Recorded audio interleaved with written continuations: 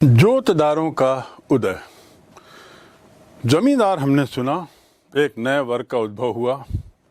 ये जोतदार कौन थे और हमारे पाठ का ये आखिर ये हिस्सा क्यों बने हैं? निश्चित रूप से इसका कुछ कारण था और कारण ये है कि जोतदार भी एक ताकतवर वर्ग के रूप में 18वीं सदी के अंतिम वर्षों में उतरे। मैं पुनः आपको स्मरण दिला दूं कि 1757 में प्लासी का युद्ध से अंग्रेजों के शासन की शुरुआत हुई बंगाल में। 1764 में बक्सर की लड़ाई हुई। उसके बाद उनकी सत्ता बढ़ी, उनकी ताकत बढ़ी और 1773-74 आते आते अंग्रेजी संसद, ब्रिटिश संसद ने एक तरीके से ये स्पष्ट कर दिया कि ईस्ट इंडिया कंपनी निश्चित रूप से हमारे इशारों पर चलेगी। परिणाम क्या हुआ कि वहाँ से नियम कानून आने लगे और साइड बाय साइड बंगाल में एक नए धनी किसानों का वर्ग भी सामने आ गया।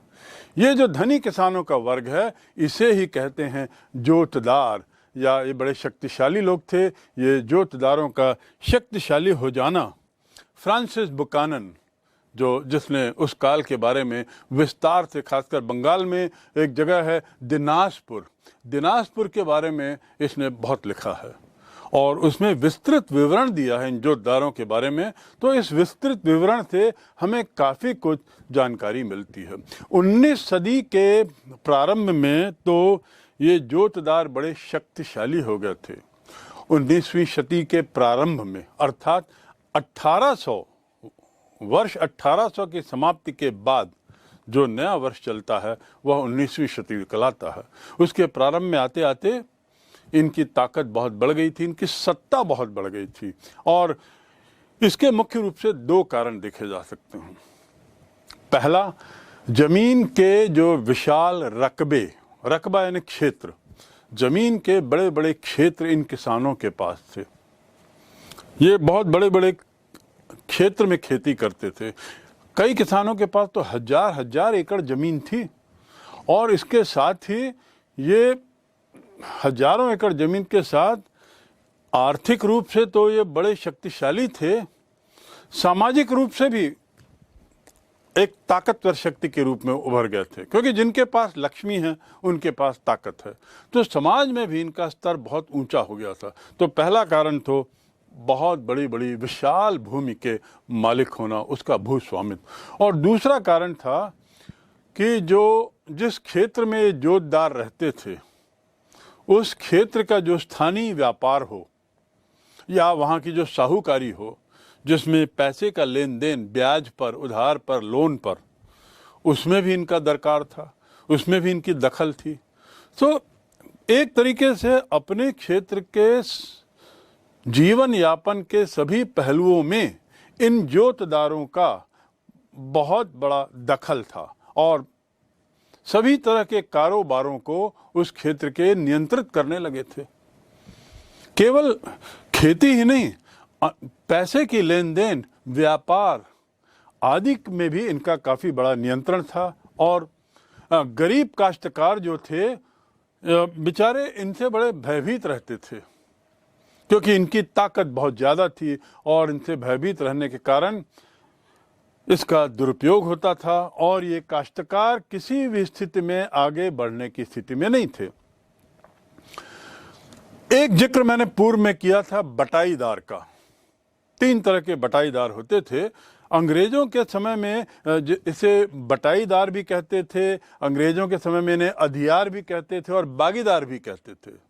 बटाईदार, बागीदार और अधियार, ये इनसे खेती करवाई जाती थी। तो जोतदार इन लोगों से खेती करवाने लगे।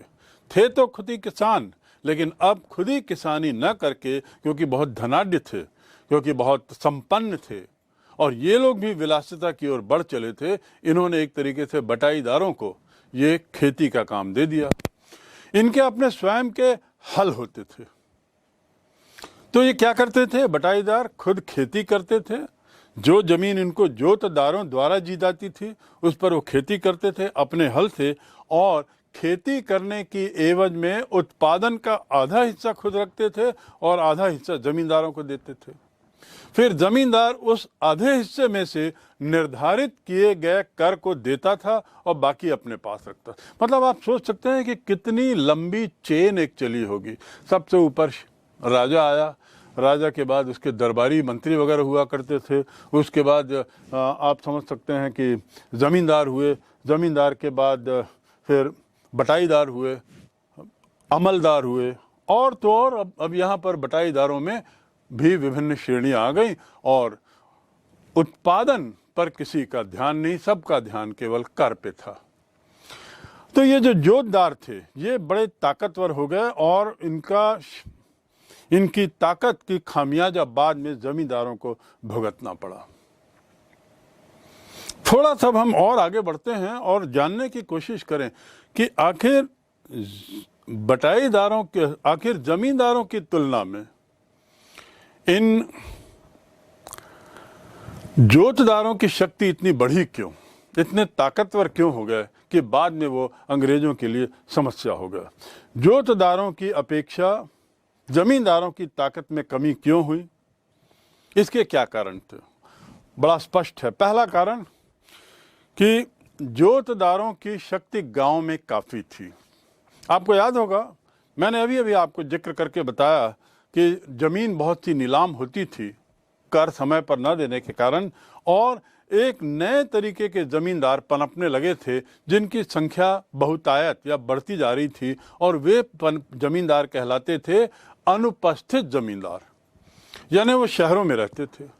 अब जो ज़मींदार शहर में रह रहे हैं, जिनका गांव से कोई संपर्क नहीं है, जिनका गांव से कोई संबंध नहीं है सिवाय राजस्व लेने के, और वह राजस्व भी वे एक अधिकारी जिसका नाम अमल था, जिसका पद का नाम अमल था, उससे लेते थे। क्या इन जमींदारों का किसी तरीके से संबंध रहेगा इन किसानों के साथ, जो बटाईदारों के साथ, रैयत के साथ? तो इसलिए निश्चित था कि पहला कारण यदि हम देखें कि ज़मींदार शहर में रहते थे, प्रत्यक्ष रूप से उनका इस वर्ग से, ग्राम वासियों से उनका कोई संबंध नहीं था। उसके उल्टे जोतदार जो था वह गांव का स्थायी निवासी था, ताकतवर तो था ही, उसकी ताकत के सामने सभी नतमस्तक थे, इसमें कोई दो मत नहीं, पर ताकत के अलावा वह प्रत्यक्ष रूप से वहाँ उपलब्ध था, परोक्ष रूप से नहीं। तो इस प्रकार जोतदार की प्रत्यक्षता उसे उस समाज में, उस एरिया में, उस तबके में ज़्यादा नियंत्रण के लिए उसको शक्ति देती थी। उसके पास नियंत्रण करने की बेहतर गुंजाइश थी अनुपस्थित जमींदारों की तुलना में। दूसरा कारण जिसके कारण जोतदार ज़्यादा ताकतवर हुए, वे गांव में